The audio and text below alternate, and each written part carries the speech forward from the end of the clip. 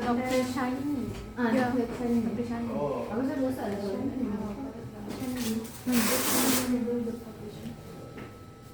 So from the end of the bed, the patient is well built and lying comfortably, and around the patient there is no medical aids such as oxygen tank, inhalers, or any walking aid. So, and the patient is also not in respiratory distress. Now I will do inspection first, starting from the hand. So now first I will check the capillary flow time. So the capillary level time is less than 2 seconds, so it meaning that it's normal, and there's no peripheral cyanosis, no koilonychia, no asteresis, and How to check for the atresis? isn't that yang macam Atresis apa? oh, How can you mention that before you doing this? so there's no flapping tremor. So how to check whether just ask patient to do this and then Kalau dia dia kena tolak sikit kan?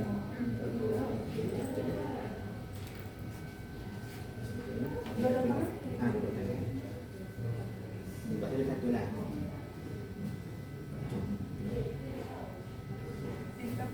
Kalau normal dia akan berhenti. Jadi dia akan support patient peningan tu lah. So there's no asteresis. So kalau ada itu indicate what? Oxygen. Indicate what lah? Flapping tremor kalau positif. Patient ada apa? CO2 distension. CO2 retention. There's no how do I pronounce the temperature? PTC. PTC tu macam mana? Bintik-bintik merah kan? There's no temperature. Kalau polinikia sekarang kan begini. Polinikia macam mana? Spoon.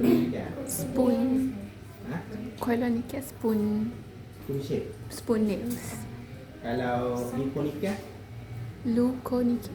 Ada white spot. white line. White line. So there is a diamond shape, so meaning that there's no fluid, and then no palmar erythema. And then from face, in general, the patient face is not better. There's no slate gray skin. There's no frontal boxing and maxillary overlap.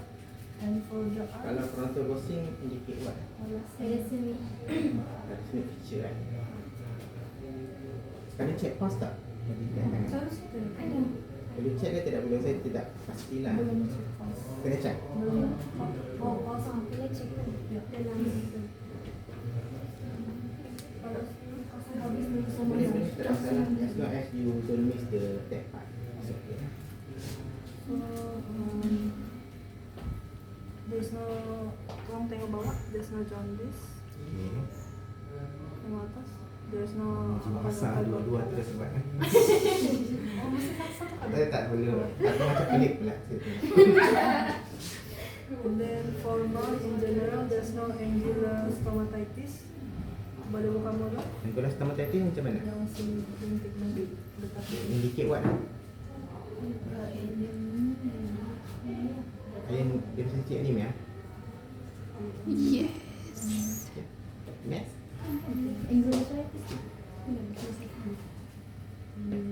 buka mulut, kasih keluar lidah. So there's no glossitis. Dan balik buka mulut. Blood hydration status, there's no. Boleh buka besar sikit. Check apa? The buccal mucosa, there's no petechiae, and then good oral hygiene. Boleh senyum. yang gampang gigi.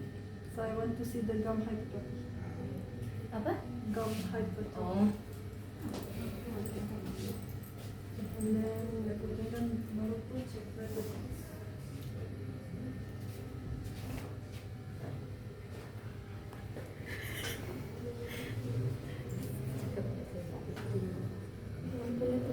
Untuk modul ni last final tiga.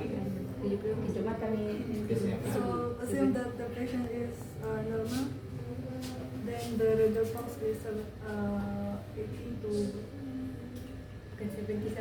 It's 60 to 80 kan? 80. 60 to 80 beats per minute. Okay. BP. Oh, ada set repeat juga. Sempat juga 5 minit. It's okay lah. Tambah sikit lah. Tahu juga kan macam mana set repeat kan? Lepas tu Okay. Nak orang lain kan? Nak pass kat orang lain kan? Ke kamu nak continue lagi? dia nama dia abdominal. Boleh ke abang tanggal balik? Dia. So for the next activity, you need to do anything from there. To check for DVP ke, to punctate for the lymph node, national ke, ada? Ada. Lima. Ada sakit, ada main kat mana-mana. DVP ke tak apa?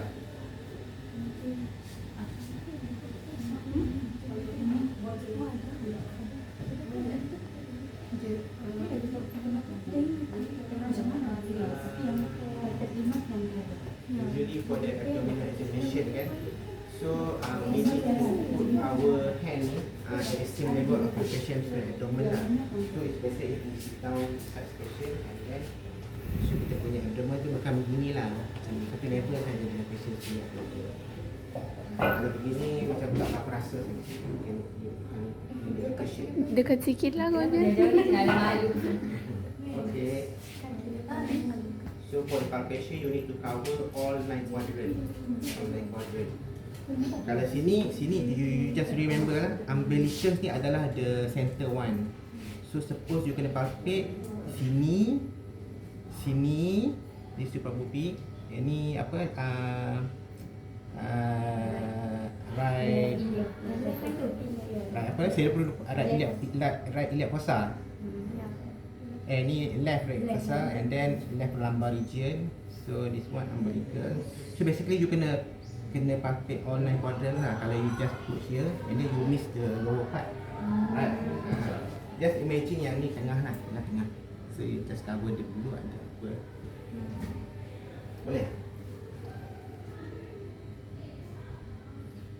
Di sini for the abdomen you need to make sure patient to expose lower than this line.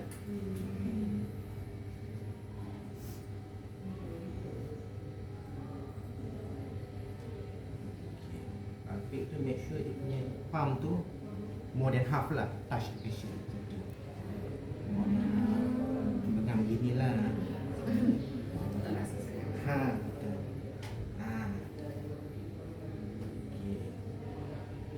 Then you can really appreciate kalau ada tenderness ke, ada lump ke, so you can really appreciate that lah. Okay, that one superficial lah. And then you need to do palpation.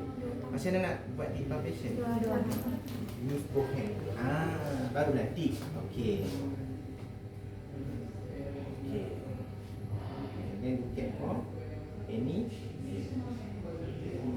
one from the palpation. Mas. Any masses, lagi any ke pegang saya saja je. Main tenderness.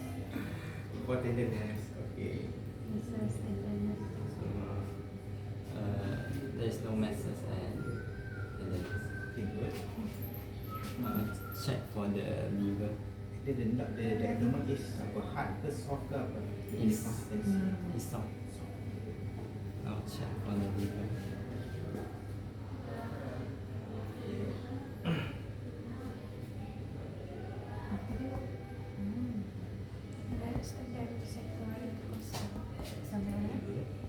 Sampai rasa This the resonance.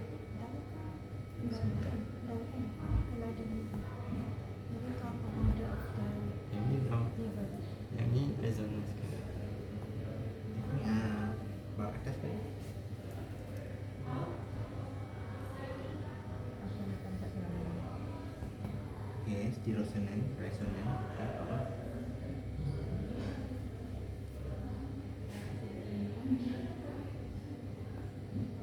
It is already down here then. Already down. So this is the Okay. So but usually I will ask the patient to put dia punya finger here lah. Boleh letak tangan sini kak? Boleh sini ya. Okay, baik. Do you need to percuss from the below? Tak perlu ah. From the below perlu kak? Perkas dari pilih tak? Macam mana? Cukup. Ha? Saya bukan makan orang. Dari bawah tak perlu perkas. Oh tak perlu perkas. So how do you know if there is enlargement or not?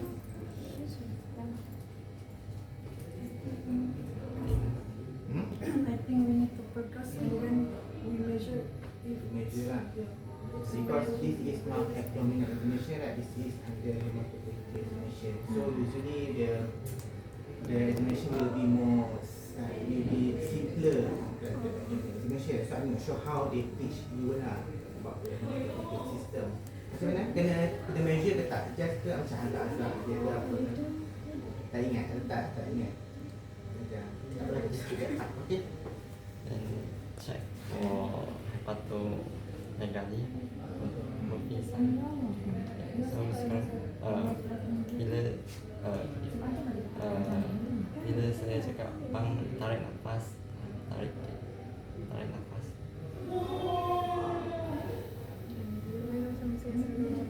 nafas. Jadi pada hembus nafas pun you need to tell patient lah. Tarik nafas, hembus nafas. Tarik nafas, hembus nafas. So the patient will know when to hembus nafas. Understand? Okay. Doktor yang for Murphy sign tu dia kalau sampai yang ribcage tu sampai bawah sampai tarik nafas. Usually for the abdominal examination, I will sit down beside the patient. Sit down and then make sure the finger tu memang at the same level of the abdomen punya patient abdomen. Tarik nafas, hembus. So the Murphy sign negative, so no enlargement of liver. So we move our hand during patient tarik nafas ke hembus nafas? Hembus nafas. So letak tangan and then suruh patient tarik nafas. We feel for the edge of liver, right? Then kalau patient dah hembus nafas, baru kamu letak di atas. Tarik nafas lagi, liver will move down, right? So feel for any the edge of the liver. So rasa tu waktu patient tarik nafas lah. And then bila patient hembus nafas, baru kita move. Okay. Check for the swelling.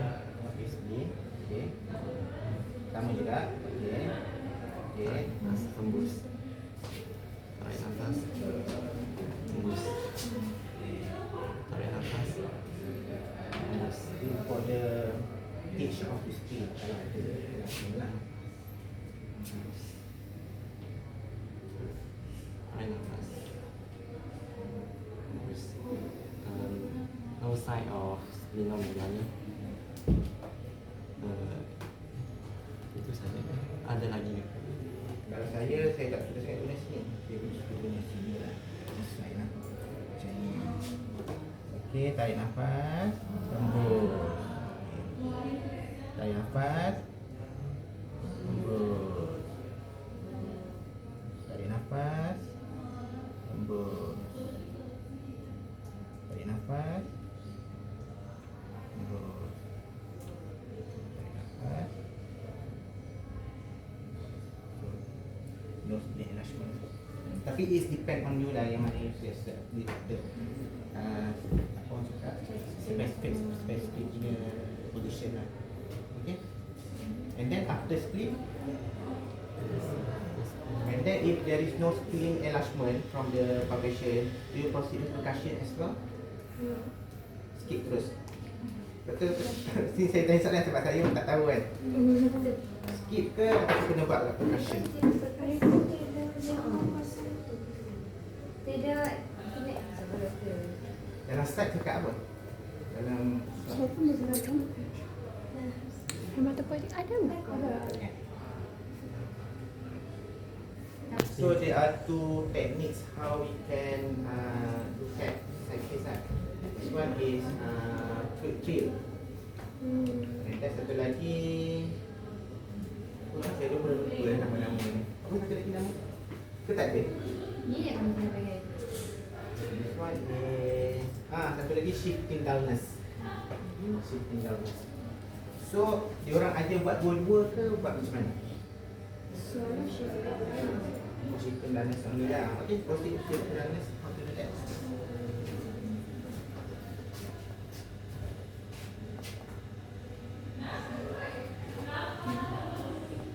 Kembang balik.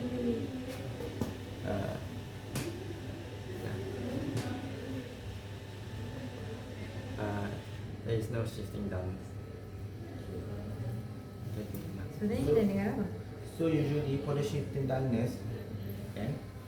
So we'll start from the center lah, center. And then we perkas lah, perkas. And then we perkas until we reach the dullness part. The dullness. Contoh kat sini ada dullness kan. And then we ask the patient to move to the right side. Abang boleh pusing ke kanan tak? Kejap. And then ideally you have to wait for 30 second. 30 second. To make sure air, kalau ada ascites kan, air akan turun ke bawah. Okay, kalau air turun ke bawah, bila you ketuk, kalau still dull, bukan ascites lah. Tapi kalau jadi resonant, that means that it is ascites. Faham tak? So that's how we differentiate lah. The ascites tu really water ataupun other thing. Takut ada cancer ke apa kan. You understand lah? So that's how we confirm there is ascites infection. Faham tak? So you cannot move your hand after you reach the dullness part. You cannot angkat. Sebab nanti you akan lupa mana tempat yang ada dullness tu. So you kena maintain here. Ask the patient to turn to the right.